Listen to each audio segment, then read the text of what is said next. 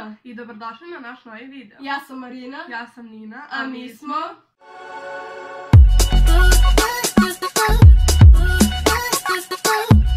Danas ćemo vam pokazati kako mi to izgledamo kada smo u PMS-u. Naravno malo smo pretjerale, ali ovo je sve da bi bilo malo smešnije i zabavnije.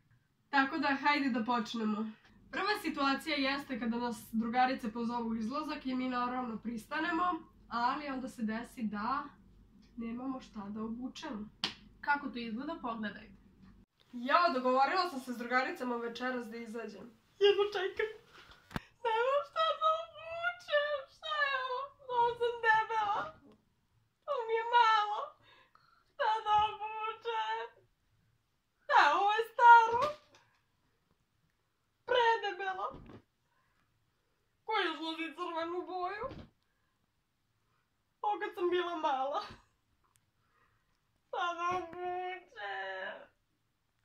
A kako to izgleda kada smo gladne i ne prestajemo da jedemo i kako to izgleda u očima drugih ljudi? Pogledajte. Nina, šta radiš? Malo pre si pojela 4 krofne. Ja sam debela stoka. Previše jedem. Treća situacija jeste kako se mi to ophodimo prema dečku kada smo u periodu, tako da pogledajte. Svi će se složiti s ovim. Bukvalno. Ćao ljubavi! Kako si? Molim? Lepa sam danas. Ti hoćeš da kažeš da sam samo danas lepa? Raskidamo. Molim? Ne prihvatam izvinjenje. Ti si rekao da sam ja samo danas lepa! Ja sam uvek lepa. A nemoj da plačeš, šalila sam se. Nisam se šalila! Ma raskidamo, ne zanima me ništa, raskidamo, ćao!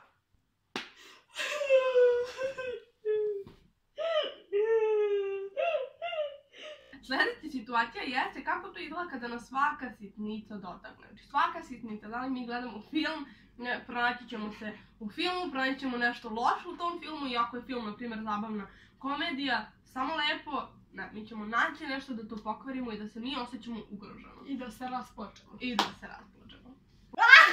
Gledaj ja! Idi skazi u gautu!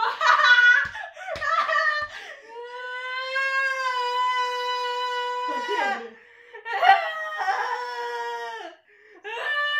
To ti je bre!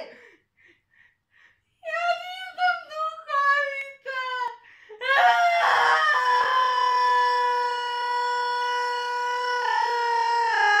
Nešto najgore u toku našeg perioda jeste kada imamo bolove i kada nas sve iritira i kada neko hoće da nam pomogne, a mi to shvatimo drugačije.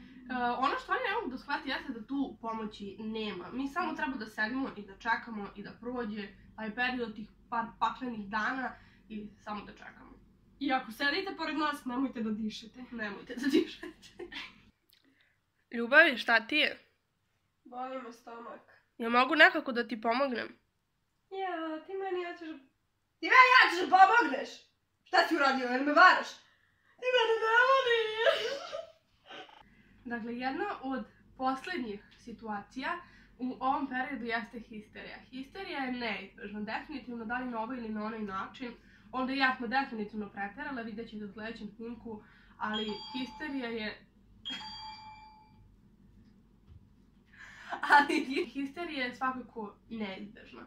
Tako da ovo će svi razumjeti koji su u okolini nas tada u tom trenutku, pogotovo ukoliko imate dečka, nekad mi je njih stvarno žao, ovo je baš strašno. I ne radite to što je Nina uradila meni, tako da možemo da pogledamo. Vidi ovog lika. Šta li si opet čuješ na njom?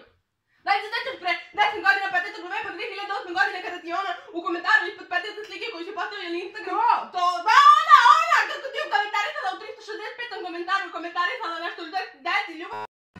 3 hours later. A ja tebe volim jako, znaš ti da ja tebe jako volim.